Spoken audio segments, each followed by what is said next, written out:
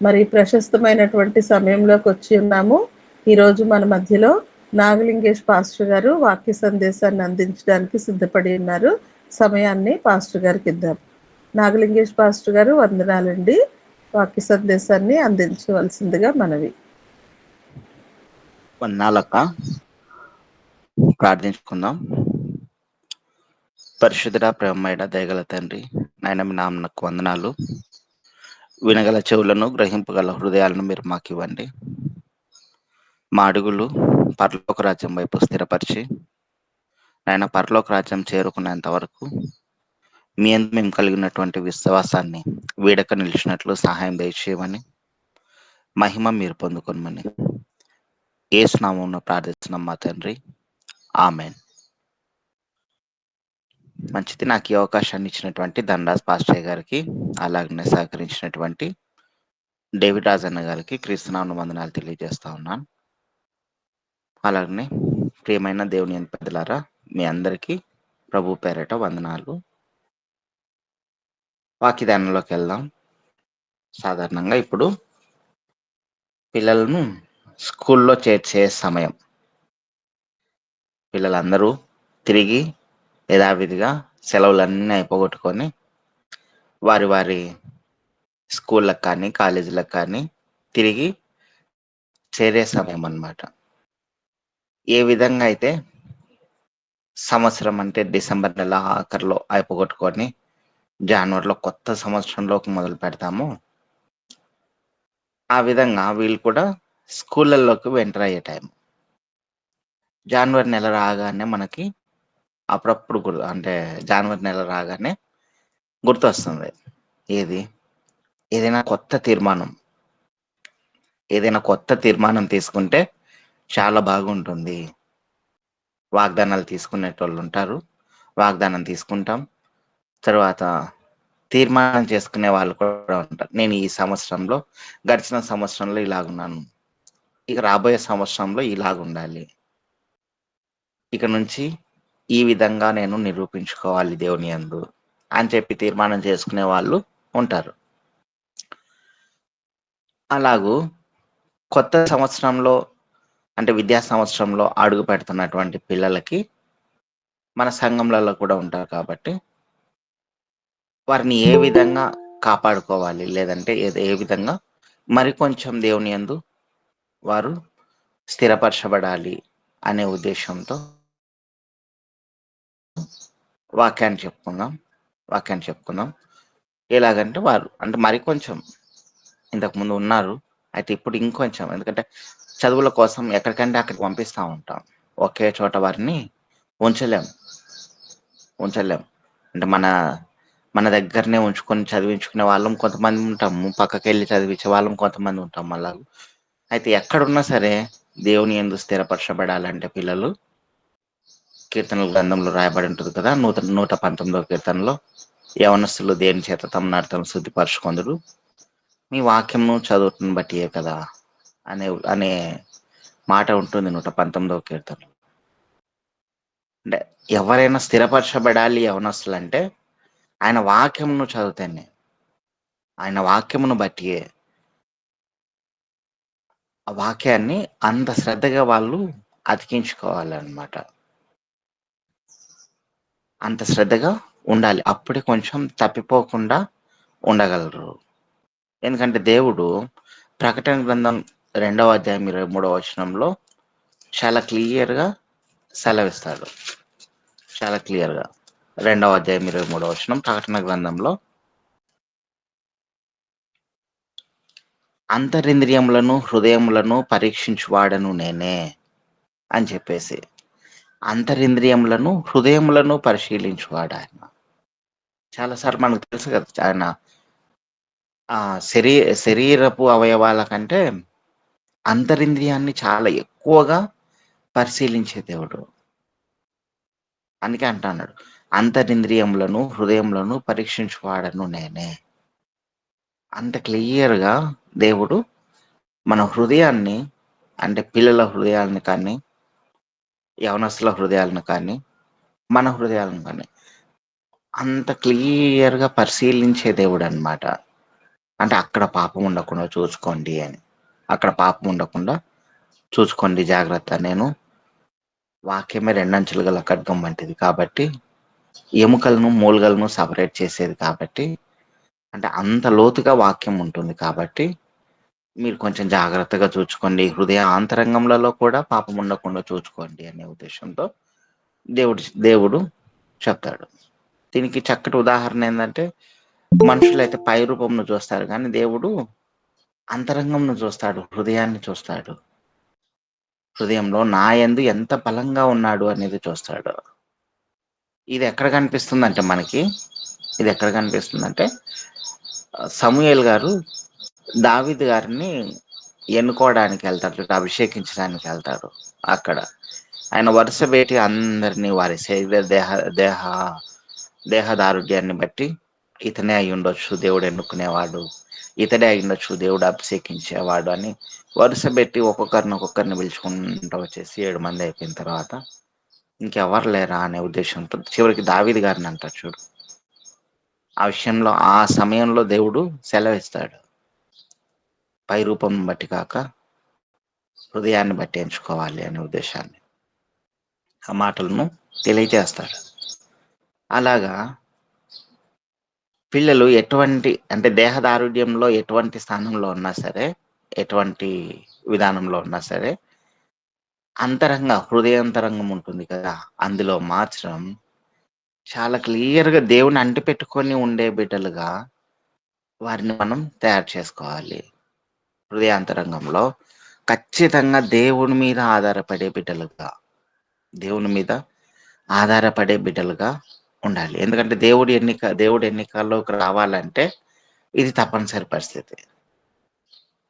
హృదయాంతరంగంలో ఖచ్చితంగా హృదయాన్ని పరిశీలించే దేవుడు కాబట్టి ఆ హృదయాంతరంగంలో కూడా ఖచ్చితంగా దేవుణ్ణి వెతికేవారు, దేవుని మీద ఆనుకునేవారై ఉండాలి. దేవుని మీద ఆనుకునేవారై ఉండాలి. కొన్ని మాటలు దేవుడు సెలవిస్తాడు, కొన్ని మాటలు దేవుడు సెలవిస్తాడు. ఎలాగంటే అంతకంటే ముందు 1 కొరింథీ 3:16లో, 1 కొరింథీల గ్రంథం 3:16లో,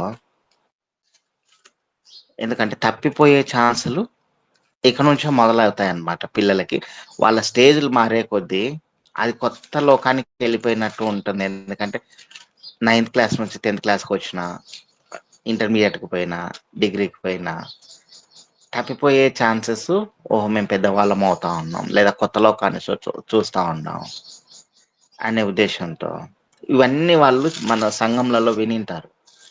అయినా చెప్పుకోకుండా మళ్ళీ చెప్పుకోకుండా తప్పదు. 1 కొరింథీ 3:16లో మీరు దేవుని ఆలయమై ఉన్నారనియు దేవుని ఆత్మ మీలో నివసించుచున్నాడనియు మీరు ఎరుగరా? ఎవడైనను దేవుని ఆలయంను పాడు చేసిన ఎడల దేవుడు వారిని పాడు చేయను. దేవుని ఆలయం పరిశుద్ధమై ఉన్నది, మీరు ఆ ఆలయమై ఉన్నారు. ఇది తప్పదు. ఎందుకంటే ఖచ్చితంగా మన దేహము దేవుని ఆలయం, దీనిని పాడు చేసుకోకూడదు. అంటే దేవుని ఆలయాన్ని పాడు చేసుకోకూడదు అనే ఆలోచనలను తిరిగి మనం చెప్తా ఉండాలి. తప్పదు. తిరిగి మనం, ఎందుకంటే ఒక క్లాస్లో నుంచి ఒక క్లాస్కి పోతానే కింది క్లాస్వి ఒకసారి అలా పైకి తోడతారనమాట. అంటే నెమరు వేయడానికి. అప్పుడు ఇవి నేర్చుకున్నాం, ఇప్పటి నుంచి ఇదిగో ఇవి నేర్చుకోబోతున్నాం అని చెప్పేసి మనం కూడా అంతే.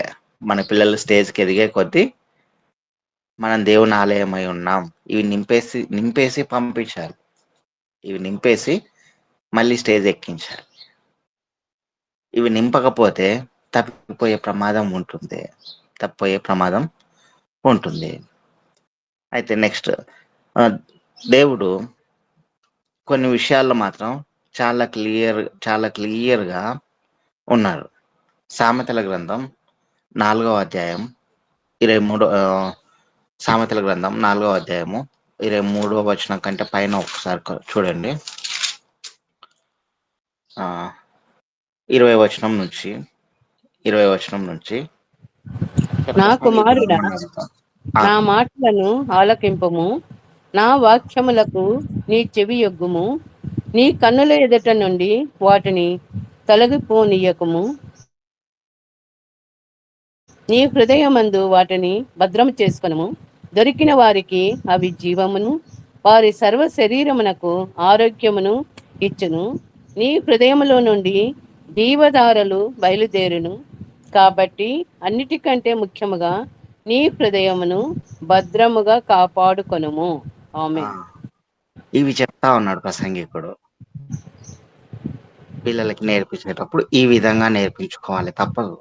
నా కుమారుడు, నా మాటలు ఆలకించు, భద్రంగా నీ హృదయాన్ని కాపాడుకో, నా వాక్యములను నీ చెవిలో ఉంచుకో, నీ హృదయంలో ఉంచుకో, వాటి నుంచి నువ్వు తొలగిపోవద్దు.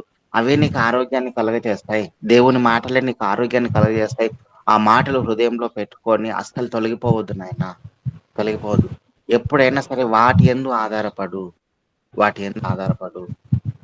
అవి లేకపోతే తప్పిపోయే ఛాన్సెస్ ఉన్నాయి.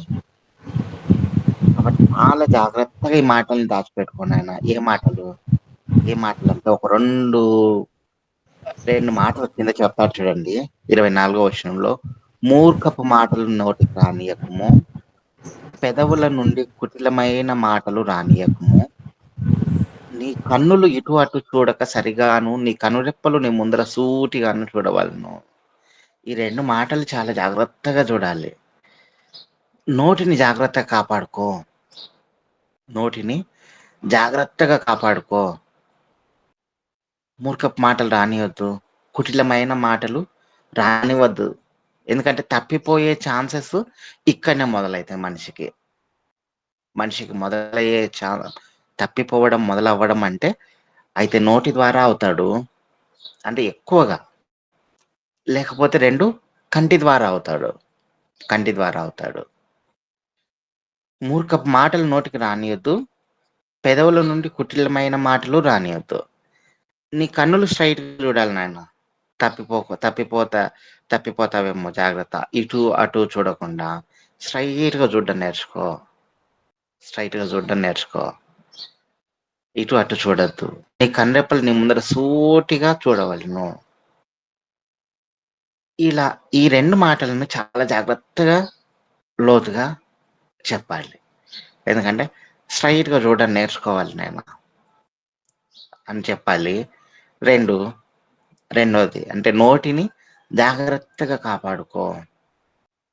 వీటి గురించి యేసుక్రీస్తు ప్రభుల వారు కూడా చాలా జాగ్రత్తగా ఆయన చెప్పారు. యేసుక్రీస్తు ప్రభుల వారు కూడా ఒకానొక సందర్భంలో మత్తయి సువార్త 5వ అధ్యాయము 29వ వచనం చూడండి. మత్తయి సువార్త 5వ అధ్యాయము 29-30 వచనాల్లో ఇది కొండ మీద ప్రసంగం. ఇది చాలా అద్భుతమైన ప్రసంగము. ఎందుకంటే ఈ మాటలు విని అనేకులు గాంధీ మహాత్ముడు కూడా, ఆయన కూడా ఈ మాటల గురించి, ఈ ప్రసంగం చాలా ఇష్టం నాకు అని చెప్పేస్తాడు. 29వ వచనం, 5వ అధ్యాయం 29వ వచనం. నీ కుడి కన్ను నిన్న అభ్యంతర పరిచర్యలా దాని తెప్పి నీ ఎద్ద నుండి పారవేయము. నీ దేహమంతా నరకములో పడవేయకుండా నీ అవయవములలో నశించుట నీకు ప్రయోజనము కాదా. తర్వాత నీ కుడి చెయ్యి నిన్ను పరిచిన ఎడల దాన్ని నరికి నీ ఎద్ద నుండి పారవేయము. నీ దేహమంతయు నరకములో పడకుండా నీ అవయములలో ఒకటి నశించుట నీకు ప్రయోజనకరము కాదా. నీ కుడికన్ను నిన్ను అభ్యంతరపరిస్తే దాన్ని పెరికేసి, దేవుడు భావరూపకంగా చెప్తా ఉన్నాడు కాబట్టి పెరికేయమని కాదు, కానీ జాగ్రత్తగా చూసుకో. ఇదిగో ఆ కుడికన్ను నిన్ను అభ్యంతరపరుస్తా ఉందంటే దాన్ని కళ్ళు మూసేసుకొని ఎడమ కన్నుతో చూడడం మాత్రమే మంచిది. నీ కుడి చేయి నిన్ను అభ్యంతరపరిచింది అనుకో, ఎడం చేయి వైపే చూడు, ఎడం చేత్తోనే పని చేయడం మొదలు పెట్టేసాయి. ఇవి లేవు అనుకొని ఫీల్ అయిపో పూర్తిగా. ఇవి లేవు అని, ఎందుకంటే అవి పాపంలో నిన్ను పడేస్తాయి అని తెలిస్తే జాగ్రత్త. చాలా జాగ్రత్త కలిగి ఉండాలి. నువ్వు చాలా జాగ్రత్త కలిగి ఉండాలి. ఇలా జాగ్రత్త కలిగి ఉన్నప్పుడు మాత్రమే నరకం అనే దాంట్లో పడవు. ఎందుకంటే ఇవే చెప్తా ఉన్నాడు, కుడి కన్ను నీ దేహం అంతయు నరకంలో పడవేయబడట కంటే నీ అవయవం ఒకటి నశించుట నీకు ప్రయోజనకరం కదా. అంటే ఒకవేళ ఒక అవయవాన్ని కోల్పోయినావని చెప్పి జీవిస్తే చాలా బెటర్ కదా. అవయవాన్ని కోల్పోయినానని చెప్పేసి జీవించు, కానీ నరకంలో పడేసుకునేంతగా ఈ అవయవము దారిలో నువ్వు పడొద్దు. ఆ అవయవం ఎటువైపు నిన్ను నడిపిస్తే అటువైపు నువ్వు నడిచొద్దు నాయన. ఆగిపోవాలి. ఎందుకంటే దేవుని వాక్యం లోపల ఉండిపోతే అప్పుడు నువ్వు ఆగిపోవడం నేర్చుకుంటావు అని చెప్పేసి ఒక పక్క అంటే కన్ను గురించి చెప్తా ఉన్నాడు, ఇంకో పక్క నడక గురించి చెప్తా ఉన్నాడు. అంటే ఈ నడత గురించి, దేహం అంతా నరకంలో పడవేయడం కంటే ఒక అవయవం నశించుట మేలు కదా అని చెప్పేసి చెప్తా ఉన్నాడు. ఎందుకు ఈ కన్ను గురించి కానీ లేదంటే నోటి గురించి కానీ ఇంత క్లారిటీగా చెప్తా ఉన్నాడంటే ఇంకొక చోట ఉంటుంది. లూకాసు వార్త 11:34లో, లూకాసు వార్త 11వ అధ్యాయము 34వ వచనంలో, లూకాసు వార్త 11వ అధ్యాయం 34వ వచనంలో, నీ దేహమునకు దీపము నీ కన్నే గనుక నీ కన్ను తేటగానుంటే నీ దేహమంతయు వెలుగుమయమై ఉండును. అది చెడినదైతే నీ దేహమును నీ చీకటిమయమై ఉండును. కాబట్టి నీలో నుండి వెలుగు చీకటి అయి ఉండకుండా చూచుకొనుము. ఇది చెప్పాడు దేవుడు. దేహం అంతా వెలుగుమయమై ఉండిపోవాలంటే ఫస్ట్ కంటిని జాగ్రత్తగా చూచుకో.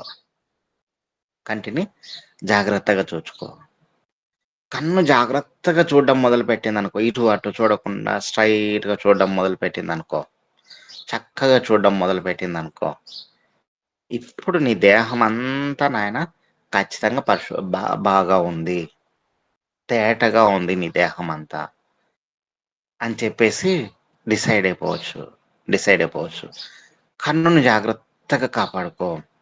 కన్ను ఎందుకు ఇంతగా కన్ను గురించి చెప్తా ఉన్నాడంటే దేహానికి మొత్తానికి దీపం అదే. పాపంలోకి అంటే చీకటిలోకి పడిపోవాలన్నా అదే, దేవుని వైపు నిలవబడవాలనన్నా అదే. దేహాన్ని అంటే ఈ కంటిని జాగ్రత్తగా కాపాడుకో. పాపానికి మొట్టమొదటి అడుగులు వేయించేటివి కన్నులు, నోరే. వీటిని జాగ్రత్తగా, కంటిని ఇందుకోసమే జాగ్రత్తగా చూసుకోవాలి. ఇక నోటి దగ్గరకు వచ్చేసరికి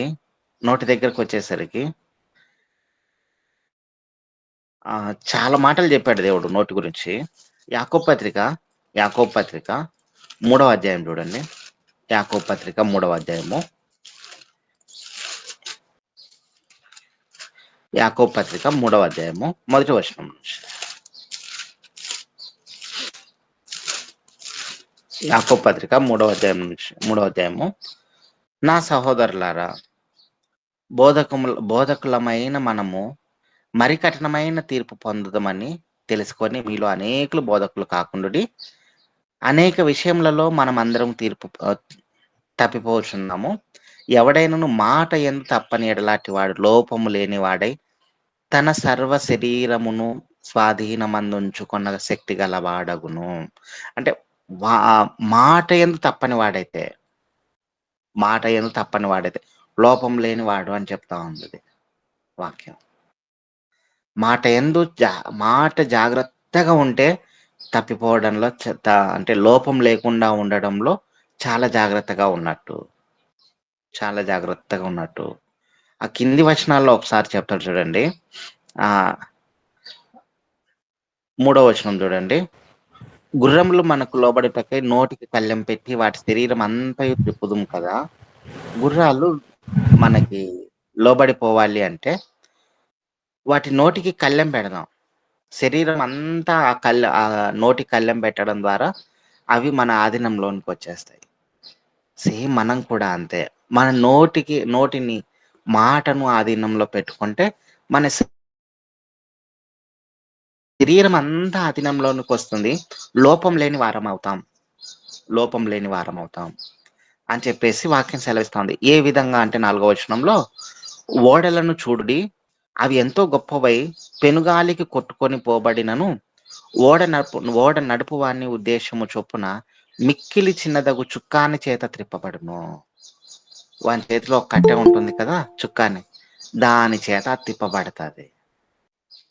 ఎంత పెద్ద తుఫాను గాలి వచ్చినా కూడా ఆ చుక్కాని వల్ల అటు ఇటు తిప్పగలడు. అంటే అది స్థిరమవ్వగలదు. అటువంటిదే మన నాలుక, అటువంటిదే మన నాలుక అని చెప్తా ఉన్నాడు. ఇంకా ఇంకా 5వ వచనం చివరిలో ఒక మాట ఉంటుంది. ఆ 5వ వచనంలోనే, అలాగనే నాలుక కూడా చిన్న అవయవమైనను బహుగా అదిరిపడును, ఎంత కొంచెము నిప్పు ఎంత విస్తారమైన అడవిని తగులబెట్టును. కొంచెమైన నిప్పైనా సరే అడవిని అంతా తగలబెట్టేస్తుంది కదా. నాలుక కూడా అంతే, నాలుక కూడా అంతే. చాలా జాగ్రత్తగా నాలుకను కాపాడుకోవాలి, అంటే మాటను కాపాడుకోవాలి. దాని నుంచే శాపము వస్తుంది, దాని నుంచే దీవెన వస్తుంది. కాబట్టి నాలుకను జాగ్రత్తగా కాపాడుకునైనా ఈ 2 అవయవాలను పిల్లలకి మనం ఎలా నేర్పించాలంటే, తేటగా ఉండేటట్టు నాలుకను స్పష్టంగా, ఇదిగో లోపం లేని వారుగా పెరగాలి అంటే మాటను జాగ్రత్తగా పలికేటట్లుగా నాలుకను సరిదిద్దుకొనైనా. అవి ఏటి వల్ల సాధ్యం? వాక్యం వల్లనే, వాక్యం వల్లనే. అంతరంగంలో వాక్యం ఉంటే ఖచ్చితంగా అది వారిని పరలోక రాజ్యానికి చేర్పించేంత వరకు వదిలిపెట్టదు. నాలుకను జాగ్రత్తగా కాపాడుకునేలా చేస్తుంది, కంటిని జాగ్రత్తగా కాపాడుకునేలా చేస్తుంది. ఈ రెండు విషయాల్లో చాలా జాగ్రత్తగా కట్టుకొని కొద్దిమంది ఉన్నతమైన స్థానాలకు చేరిపారు. అటువంటి వాటిలో ఒక ఇద్దరిని చూపిస్తా ఉన్నాను. అటువంటి వాటిలో ఒక ఇద్దరిని, కీర్తనల గ్రంథం 39వ అధ్యాయము 1వ వచనం ఒకసారి చూడండి. 39వ కీర్తన 1వ వచనం. నా నాలుకతో నాలుకతో పాపం చేయకూడనట్లు నా మార్గములను జాగ్రత్తగా చూచుకొందును. భక్తిహీనుడు నా ఎదుట ఉన్నప్పుడు నా నోటికి చిక్కము ఉంచుకుందును అనుకుంటుని. ఈ మాట అంటున్నది ఎవరో తెలుసా? రాజైనటువంటి దావీదు గారు. ఒక రాజస్థానంలో ఉండి కూడా ఆయన ఎంత క్లియర్గా చెప్తా ఉన్నాడంటే, ఎందుకంటే యవ్వనంలోనికి అడుగు పెడుతున్నటువంటి పిల్లలు వారి వారి దేహానికి కానీ వారి జీవితానికి కానీ మేమే రాజులం అని ఫీల్ అవుతా ఉంటారు. కానీ బలమైన రాజు ఏం చెప్తా ఉన్నాడో తెలుసా? నా నాలుకతో పాపము చేయకుండాన్నట్లు నా మార్గములను జాగ్రత్తగా చూచుకొందును. మరింతగా భక్తిహీనులు నా ఎదుటనున్నప్పుడు నా నోటికి చిక్కము ఉంచుకొందును అనుకుంటుని. ఎంత క్లియర్గా దావీదు మహారాజు గారు చెప్తా ఉన్నారంటే, నాలుకతో ఇక పాపం చేయకూడదు. రాజస్థానంలో ఉన్నాను కదా, పాపం చేయటానికి మొట్టమొదటిగా ఏదైనా ఆజ్ఞ ఇవ్వటానికి కానీ, ఏదైనా శాసనం చేయటానికి కానీ, ఏదైనా మాట్లాడడానికి కానీ నాకు ఎటువంటి అడ్డు అదుపు ఉండదు. కాబట్టి మొట్టమొదటిగా నేను చేసుకోవలసిన తీర్మానం ఏదంటే, నా నాలుకను వశంలో ఉంచుకోవాలి. ఆయనకు అర్థమైపోయింది, నేను ఇంత హోదాలో ఉన్నాను కాబట్టి మొట్టమొదటిగా నా మాటను జాగ్రత్తగా చూసుకోవాలి అని చెప్పేసి దావీదు మహారాజు గారు నాలుకతో పాపం చేయకున్నట్లు మార్గములను జాగ్రత్తగా చూసుకున్నాడు. అందుకే ఆయన మాట యందు ఎక్కడ తప్పిపోయిన వాడిగా ఉండదు. దావీదు మహారాజు గారు మాట యందు ఈయన తప్పిపోయాడు, ఏదైనా మాట ఇచ్చి తప్పిపోయాడు అని చెప్పే ఆలోచన ఎక్కడ ఉండదు. ఎందుకంటే అంత పటిష్టంగా ఆయన తీర్మానం చేసుకున్నాడు, ఇక నేను తప్పిపోకూడదు మాట యందు అని చెప్పేసి. అయితే కన్నుల ద్వారా అంతకుముందు తప్పిపోయాడు, కానీ ఇదే మనిషి, అంటే ఇదే రాజు 101వ కీర్తన 3వ వచనం చూడండి. 101వ కీర్తన 3వ వచనం. ఇదే రాజుగారు 101వ కీర్తన నా 3వ కన్నుల వచనం. ఎదుట నేను ఏ దుష్కార్యమును ఉంచుకొనను. భక్తి ఆ మార్గం తొలగిన వారి క్రియలు నాకు అసహ్యములు, అవి నాకు అంటనీయను. ఆ కన్నుల ఎదుట ఏ దుష్కార్యం ఒకప్పుడు ఉంచుకొని ఉన్నాడు. ఎందుకంటే ఎంత చేసినా సరే తప్పిపోయే ఛాన్సెస్ వస్తాయి పిల్లలకి. ఒకప్పుడు తప్పిపోయాడు, ఇప్పుడు నిలబడ్డాడు. లేచి నిలబడినాక మాట చెప్తా ఉన్నాడు కదా, నా కన్నుల ఎదుట ఎటువంటి దుష్కార్యము ఉంచుకొనను ప్రభువా. ఇది కూడా దావీదు మహారాజు గారే చెప్తా ఉన్నారు. ఒకప్పుడు ఉంచుకొని ఉన్నాను ఆయన, దానికి పశ్చాత్తాపం కీర్తనల్లోనే ఆల్రెడీ చెప్పేసుకున్నాడు. ఇప్పుడు వచ్చేసరికి ఇక ఎటువంటి పరిస్థితిలో నా కన్నుల ఎదుట దుష్కార్యం అనేదే పెట్టుకోను. దుష్కార్యం అనేదే పెట్టుకోను. అది పెట్టుకొని నన్ను నేను నరకంలోకి పడేసుకోలేను. నా కన్నులను జాగ్రత్తగా కాపాడుకుంటాను. నా కన్నులను జాగ్రత్తగా కాపాడుకుంటాను. నా నోటి మాటలను జాగ్రత్తగా కాపాడుకుంటాను. వాటితో నేను తీర్మానం చేసుకుంటున్నా. ఎటువంటి దుష్కార్యము రానియను. ఎటువంటి దుర్మార్గపు మాటలు రానివ్వను. జాగ్రత్తగా కాపాడుకుంటాను వీటిని. మనకు కూడా అదే చెప్తా ఉన్నాడు. జాగ్రత్తగా కాపాడుకోండి, నేను కాపాడుకుంటున్నాను. అంటే అంత క్లియర్‌గా పడిపోయి లేచిన తర్వాత కన్నులతో కూడా ఆయన తీర్మానం చేసుకుంటున్నాడు. ఇంతకు ముందే పడిపోయిన వారు ఒకవేళ ఉంటే ఇలాగు తీర్మానం చేసుకోవాలి. ఇలాగు తీర్మానం చేసుకునేలా మనం ఉంచాలి. మనం చేసుకోవాలి. అలాగ మనము నడిపించాలి. సేమ్. ఇలానే తీర్మానం చేసుకున్నటువంటి ఇంకొక వ్యక్తి ఉన్నాడు చూడండి. యోబు గ్రంథం 31వ అధ్యాయం మొదటి వచనం. యోబు గ్రంథం 31వ అధ్యాయం మొదటి వచనం.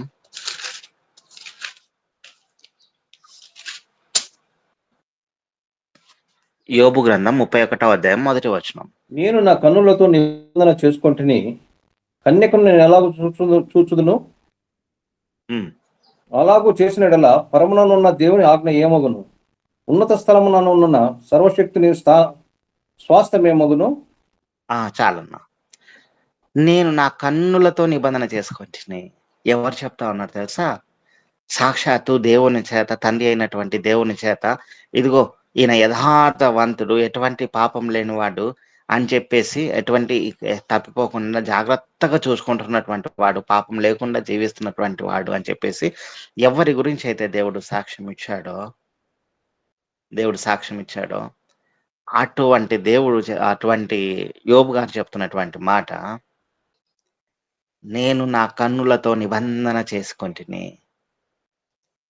కన్యకను నేను ఎలాగు చూచుదునో అలాగు చేసి పరముననున్న దేవుని ఆజ్ఞ ఏమగును చేస్తే, లేదా ఉన్నత స్థలముననున్న సర్వశక్తుని స్వాస్థ్యం ఏమగును అంటే పరలోకం ఏమవును. ఒకవేళ నా కన్ను చెడిపోతే నేను తప్పిపోతే కంటి ద్వారా పరముననున్న నా స్వాస్థ్యం అంటే పరలోక రాజ్యం ఏమవుతుందో దాన్ని పొందుకోకుండా ఉంటే నేను వేస్టే కదా.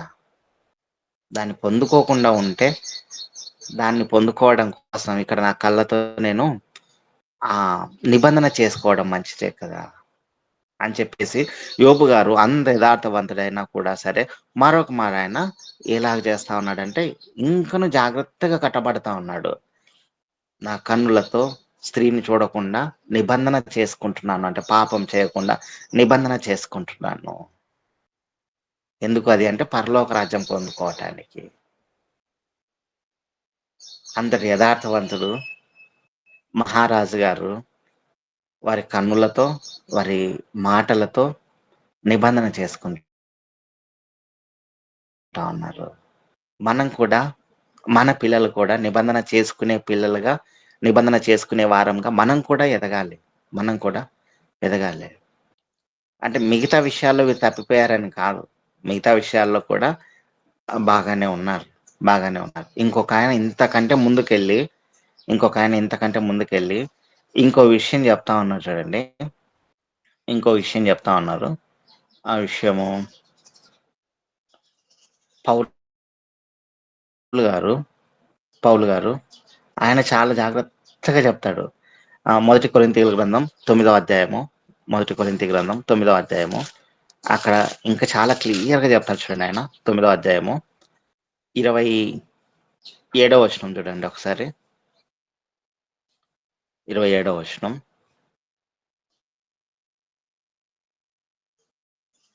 మొదటి కొరింథీ 9వ అధ్యాయం 27వ వచనం. గాలిని కొట్టినట్టు నేను పోట్లాడుట లేదు గాని, ఒకవేళ ఇతరులకు ప్రకటించిన తరువాత నేనే భ్రష్టుడనై పోదునేమో అని నా శరీరమును నలగగొట్టి దానిని లోపరుచుకొనుచున్నాను. మొత్తం శరీరాన్నే నలగొట్టేసుకున్నాడైన. ఒక కంటిని కాదు, ఒక నోటిని కాదు, ఒక కంటిని కాదు, మొత్తం శరీరాన్నే నలగొట్టేసుకున్నాడు. ఎందుకో తెలుసా? ఒకవేళ ఇతరులకు ప్రకటించిన తరువాత నేనే భ్రష్టుడనవుతానేమో అని చెప్పేసి కంటికి నోటికి కాకుండా శరీరం మొత్తాన్ని నలగొట్టేసుకున్నాడు క్రీస్తు కోసం, పరలోక రాజ్యం పొందటం కోసం. ఎందుకు ఇవన్నీ అంటే పై వచనాల్లో ఆయన చెప్తాడు చూడండి. 24వ వచనంలో, పందెపు రంగమందు పరిగెత్తు వారందరూ పరిగెత్తుదురు గాని ఒక్కడే బహుమానం పొందునని మీకు తెలియదా? అటువలే మీరు బహుమానం పొందినట్లుగా పరిగెత్తుడి. అందరూ దేవుని గురించి తెలుసుకుంటారు నాయన, యవనస్తులారా, అందరూ దేవుని గురించి తెలుసుకుంటారు. అయితే స్థిరంగా నిలబడే వాళ్ళు కొందరే ఉంటారు, ఒక్కరే ఉంటారని మీకు తెలుసు కదా. పరుగు పందెంలో ఒక్కరే బహుమానం పొందుకుంటారని మీకు తెలుసు కదా. ఆ ఒక్కడు ఎలా ఉండాలంటే బహుమానం పొందేటట్లుగా పరిగెత్తాలి. అంటే శరీరంలోని ప్రతి అవయవమును జాగ్రత్తగా కాపాడుకోవాలి. కంటికి నోటికే కాకుండా మొత్తం శరీరం మొత్తాన్ని జాగ్రత్తగా చూసుకోవాలి, కాపాడుకోవాలి. అప్పుడే పరలోక రాజ్యం ఆ తర్వాత ఉంటుంది చూడండి. 25వ వచనంలో, మొదటి కొరింథీ 9వ అధ్యాయం 25వ వచనంలో, పందెమందు పోరాడు ప్రతి వాడు అన్ని విషయముల యందు మితముగా ఉండును, వారు క్షయమగు కిరీటమును పొందుటకును మనమైతే అక్షయమగు కిరీటమును పొందుటకును మితముగా ఉన్నాము. ఇది అంటే ప్రతి విషయంలో వాళ్ళు క్షయమైన దానికోసం, అంటే పందెం రంగంలో పరిగెత్తే వాళ్ళు, ఈ లోకపు విషయంలో పరిగెత్తే వాళ్ళు క్షయమైన కనిపించే కిరీటం కోసం పరిగెడుతున్నారేమో, కానీ మనమైతే అక్షయమైన కిరీటం కోసం పరిగెడుతున్నాం కాబట్టి చాలా జాగ్రత్తగా పరిగెత్తాలి. మనం ఆ అక్షయమైన కిరీటాన్ని పొందుకోవటానికి పరిగెత్తాలి. కాబట్టి శరీరం మొత్తాన్ని నలుగొట్టుకున్నా పర్లేదు, కానీ పాపం చేయకుండా ఉండాలి. అందుకే ఈయన ఇంకో చోట ఇదే మాట చెప్తాడు. రోమీలకు రాసిన పత్రిక 12వ అధ్యాయము మొదటి వచనం చూడండి. రోమీలకు రాసిన పత్రిక 12వ అధ్యాయము మొదటి వచనం. కాబట్టి సహోదరులారా, పరిశుద్ధమును దేవునికి అనుకూలమునైన సజీవ యాగముగా మీ శరీరములను ఆయనకు సమర్పించుకొనుడని దేవుని వాత్సల్యమును బట్టి మిమ్మల్ని బతిమాలుకొనుచున్నాను. ఇట్టి సేవ మీకు యుక్తమైనది. అంటే దేవునికి సజీవ యాగంగా మనం సమర్పించుకోవాలి. శరీరం మొత్తాన్ని సమర్పించుకోండి అని చెప్పేసి ఉంటుంది. సజీవ యాగంగా మీ శరీరములను ఆయనకు సమర్పించుకోండి. ఇదే రోమీలకు రాసిన పత్రిక 6వ అధ్యాయము 13వ వచనం. ఒకసారి 13వ వచనం 6వ అధ్యాయము. ఇక్కడ ఇంకో మాట ఉంటుంది. మీ అవయవములను దుర్నీతి సాధనములుగా పాపమునకు అప్పగింపకూడదు, అయితే మృతులలో నుండి సజీవులం అనుకొని మిమ్మును మీరే దేవునికి అప్పగించుకోండి. ఇది చాలా క్లియర్ గా చెప్తా ఉన్నాడు పౌలు గారు. దుర్నీతి సాధనములుగా మీ శరీరపు అవయవాలను వాడొద్దండి. దుర్నీతి సాధనములుగా వాడొద్దు. పరలోక రాజ్యాన్ని పొందుకుని, అంటే మృతులలో నుండి సజీవులం అనుకొని లేచి పరలోక రాజ్యం పొందుకుంటాం కదా, ఆ దేవునికి మీ అవయవములను నీతి సాధనములుగా అప్పగించుకోండి. ఇలా చాలా క్లియర్గా దేవుడు సెలవిస్తా ఉన్నాడు. ఎందుకంటే ఆయన ఈ మాట చెప్తా ఉన్నాడు కదా, ఆయన హృదయమును అంతరంగమును పరిశుద్ధంగా కాపాడుకోండి. హృదయము అంతరంగమును పరిశుద్ధంగా కాపాడుకోండి అని చెప్పి శరీరపు అవయవములన్నీ చాలా జాగ్రత్తగా చూసుకోండి అని చెప్పేసి పౌలు గారు చెప్తా ఉన్నారు. అంటే మొత్తం శరీరపు అవయవములన్నిటిని నీతి సాధనములుగా వాడుకోండి అని. దావీదు మహారాజు గారు అయితే కంటితోనూ ప్రమాణం చేసుకున్నాడు, నోటితోనూ ప్రమాణం చేసేసుకున్నాడు ఇక పాపం చేయకుండా. యోబు గారు అయితే డైరెక్ట్ గా ఆయన కంటితో ఇక ఏ పాపం చేయకుండా ప్రమాణం చేసుకున్నాడు. క్రీస్తు ఏం చెప్తా ఉన్నాడు తెలుసా? యేసుక్రీస్తు ప్రభుల వారు ఒక మాట చెప్తా ఉన్నారు. ఆ యేసుక్రీస్తు ప్రభుల వారు మత్తయి సువార్త ఇందాక చదువుకున్నాం కదా. ఇందాక కొండ మీది ప్రసంగం అన్నట్టు చదివాం కదా. మత్తయి సువార్త 5వ అధ్యాయము 27వ వచనం చూడండి. 27వ వచనం, మత్తయి సువార్త 5వ అధ్యాయం 27వ వచనం. యేసుక్రీస్తు ప్రభుల వ్యభిచారం వారు చేయవద్దని చెప్పబడిన మాట మీరు విన్నారు కదా. నేను మీతో చెప్పినదేమనగా, ఒక స్త్రీని మోహపు చూపుతో చూచు ప్రతివాడు అప్పుడే తన హృదయమందు ఆమెతో వ్యభిచారము చేసిన వాడగును. ఆమెన్. ఇది చెప్తా ఉన్నాడు దేవుడు. శరీరపు అవయవాలను మీరు కట్టుకుంటున్నారు సరే, వీటన్నిటికంటే కట్టుకోవాల్సింది ఇంకొకటి ఉంది. దాన్ని జాగ్రత్తగా కట్టుకోండి. వ్యభిచారం చేయవద్దని చెప్పబడిన మాట మీరు విన్నారు కదా, చేయొద్దు. కానీ దానికంటే ఇంకొక మాట ఉంది. నేను మీతో చెప్పినది ఏమనగా, ఇంతవరకు మీరు విన్నారు కదా, ఈ మాటలన్నిటికంటే బైబిల్లో వాళ్ళంతా ధర్మశాస్త్ర గ్రంథం నుంచి విన్నారు కదా, పాపం చేయొద్దు, కంటిని జాగ్రత్త కాపాడుకో, ఇలా ఏవంటే అవి, పాపం చేస్తూ ఈ శిక్ష ఉంటుంది, ఇవన్నీ చెప్పారు కదా. వారందరికీ చెప్తున్నటువంటి మాటలు ఎలా ఉన్నాయంటే, ఇవన్నీ మీరు విన్నారు కదా, ఇప్పుడు నేను చెప్పబోయే మాట ఇంకొత్తగా ఉంటుంది. ఆ మాట ఎలాంటిదంటే, ఇంతవరకు మీరు అంటే క్రియ ద్వారా చేసే పాపములను మీరు విన్నారు. అయితే ఆ క్రియ పుట్టక ముందే ఒకటి ఆలోచన అనేది ఒకటి ఉంది. దాన్ని జాగ్రత్తగా కాపాడుకో. విచారం చేయవద్దని చెప్పబడిన మాట మీరు విన్నారు కదా. నేను మీతో చెప్పినది ఏమనగా, దానికంటే భిన్నంగా ఒక మాట చెప్తా ఉన్నాను. ఒక స్త్రీని మోహపు చూపుతో చూచి ప్రతి వాడు అప్పుడే తన హృదయమందు ఆమెతో విచారం చేసిన వాడగును. హృదయమందు అస్సలు అటువంటి ఆలోచన రానియద్దండి. ఒకవేళ ఆలోచన వస్తే అప్పుడే నువ్వు పాపం చేసినట్టే.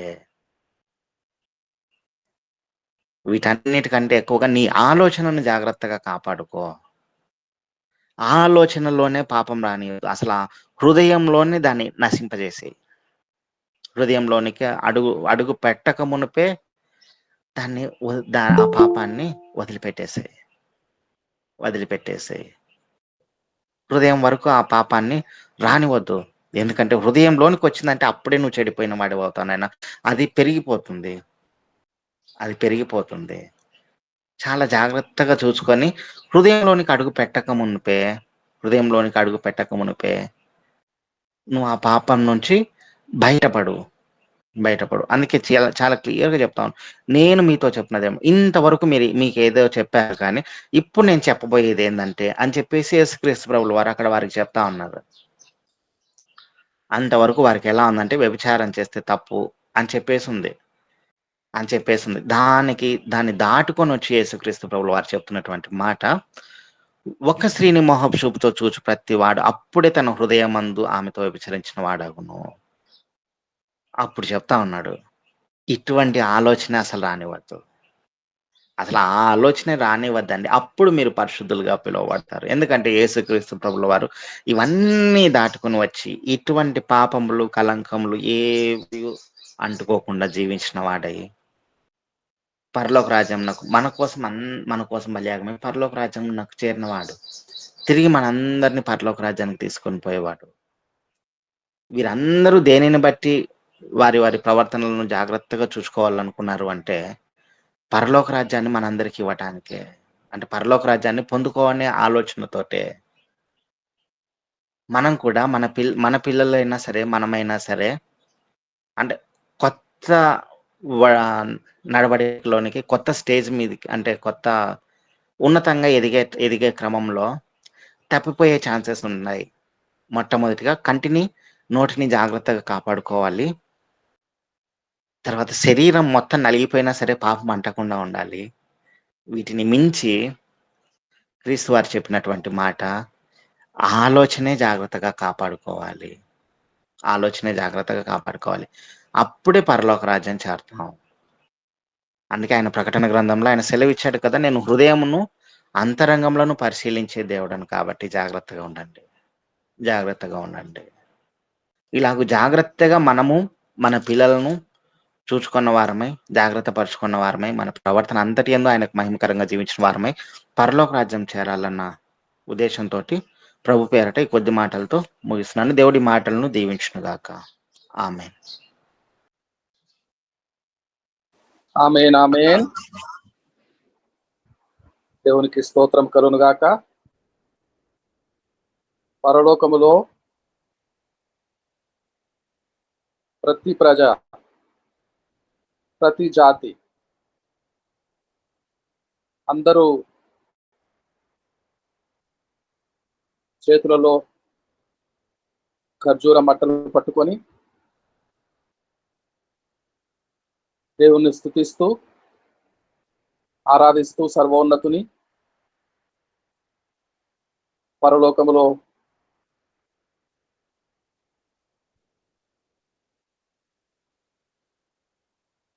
ఇదిగో నేను చూడగా,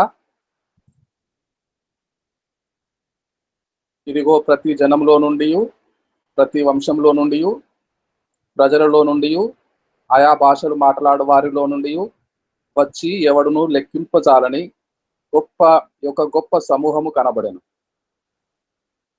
వారు తెల్లని వస్త్రములు ధరించుకుని వారై ఖర్జూర మట్టలు చేత పట్టుకొని సింహాసనము ఎదుటను గొర్రెపిల్ల ఎదుటను నిలవబడి దేవుని స్తుతించుచుండిరి. దైవారాధనలో మనకు దక్కబోయే గొప్ప భాగ్యము దైవారాధన, దేవుని స్తుతించుట. అయితే చేతులలో ఖర్జూరపు మట్టలు పట్టుకొని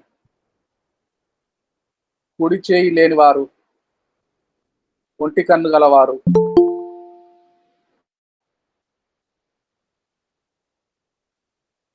కుడికాలుగా లేనివారు ఎవరూ కనపడతలేరు. అందరూ తెల్లని వస్త్రములు ధరించుకున్నారు. అన్ని భాషలలో నుండి భూమి మీద భూదిగంతముల వరకు ఉన్న అన్ని జాతులలో నుండి పరిశుద్ధులు, ప్రభు రక్తములో, ప్రశస్త రక్తములో పాపముల నుండి విడుదల పొందిన వారు అందరూ ఉన్నారు. అందులో కుంటుకుంటూ ఒంటికాలు ఉన్నవారు, ఒంటి చేతి ఉన్నవారు, ఒంటి కన్ను గలవారు ఎవరు కనబడరే. అందరూ తెల్లని వస్త్రములు ధరించుకున్నారు. విస్తారమైన జన సమూహం, ఎవరు లెక్కింపలేనంత ఒక గొప్ప సైన్యము పరలోకములో కనపడుతున్నారు. అందులో ఒక్కడైనా ఒంటి కన్ను గలవాడున్నాడా? ఏ ఉద్దేశముతో నీ కుడి కన్ను నిన్ను అభ్యంతరపరిచిన ఎడల పెరికి వేసుకో. నీ దేహమంతయు నరకంలో నశించుట కంటే కుడి కన్ను లేకుండా పరలోకములో ఉండుట ధన్యమే కదా. దేవునికి స్తోత్రం కలుగునుగాక. ప్రభుల వారి ఉద్దేశము పాపరహితులుగా, పాపము జోలికి నిమిత్తము లేకుండా, పాపము జోలి సంబంధము లేకుండా పరిశుద్ధులుగా, సంపూర్ణులుగా, సంపూర్ణ సిద్ధులుగా పరలోకములో ప్రవేశించాలని. పరలోకములో పేతురు గారైతే సమృద్ధి ప్రవేశము మీకు దొరుకును. సమృద్ధి ప్రవేశం అంటే ఏమిటో మరొక దేవుని వాక్యములో ధ్యానించుకుందాము. సమృద్ధి ప్రవేశము అంటే ఏమిటో ఎప్పుడైనా వీలుంటే నాగలింగేష్ గారు వివరిస్తారా? వాక్యం చెప్తారా? దేవునికి స్తోత్రం. ఓకే గారు. సమృద్ధి ప్రవేశము దొరుకుట, కొద్ది కొద్దిగా ప్రవేశము దొరుకుట అంటే ఏమిటో నాగలింగేష్ గారు వివరిస్తారు. మనందరము పరలోక ప్రవేశము పొందిన వారముగా, ధారాళముగా పొందిన వారముగా, ఒంటి కన్ను,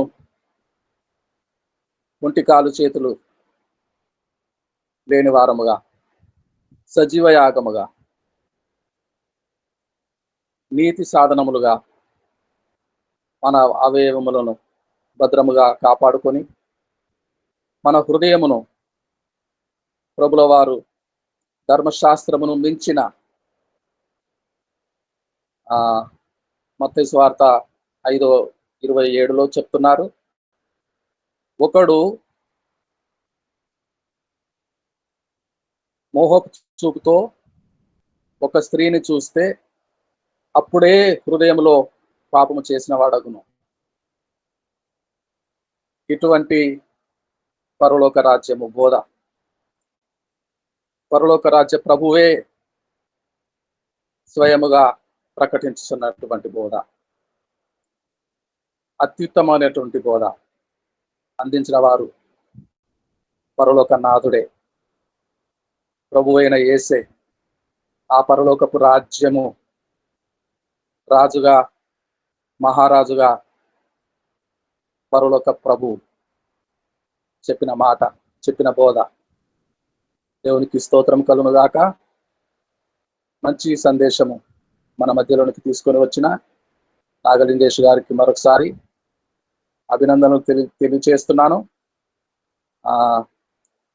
పులుకూరి ఇమానియల్ గారు, పాస్టర్ గారు, చిన్న ప్రార్థన చేస్తారా క్లుప్తముగా? మార్కాపురం నుండి వచ్చిన వందనాలండి. అయ్య గారు చిన్న ప్రార్థన క్లుప్తంగా చేయండి. తెలుగు సభ ముగించుకున్నాము. మీట్లో ఉన్న అందరికీ ప్రభునామల వందనాలు. దారుడు అయిన తండ్రి, నీ పరిశుద్ధమైన పాఠములకు స్తోత్రం. ప్రాతకాల సమయంలో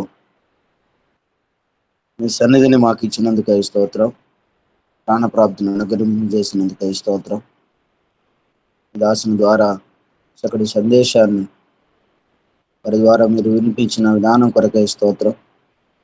అలాగే జీవించే కృపను మాకందరూ మీకు దయచేయండి, అనుబడులకు మీరు దయచేయండి. మా సాక్ష్యాన్ని మిమ్మల్ని కాపాడుకుంటూ మీ సన్నిధిలో గడిపి ఈ సన్నిధిలో ఉండే భాగ్యాన్ని మాకందరికి మేము అనుగ్రహించేస్తున్నకై కనపరుస్తూ వాక్యమితమైన దాసుని పరిచర్య, కుటుంబం, బిడ్డలు చక్కటి భవిష్యత్తును మీరు అనుగ్రహింపచేయండి, వర్ధలింపచేయండి. మీట్లో ఉన్న ప్రతి కుటుంబాలు వారి వారి సాక్ష్యాలు తండ్రి మీ చిత్తానికి అప్పగిస్తున్నాం, సహాయం చేయండి. ఈ దాసులు నడిపిస్తుండగా దాసురాలు కృపతో జ్ఞాపకం చేసుకోండి.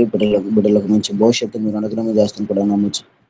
ఉదయకాలపు దీనితో మనందరూ నింపుతుండకే కనపరుస్తూ యేసయ్య అతి ఉన్నతమైన నామములో అడిగి వేడుకుంటూ ప్రార్థిస్తూ నాము తండ్రి, ఆమేన్. ఆమేన్. ప్రభు నేర్పిన ప్రార్థన చెప్తారా? ప్రభు నేర్పిన ప్రార్థన, పరలోక ప్రార్థన. మా తండ్రి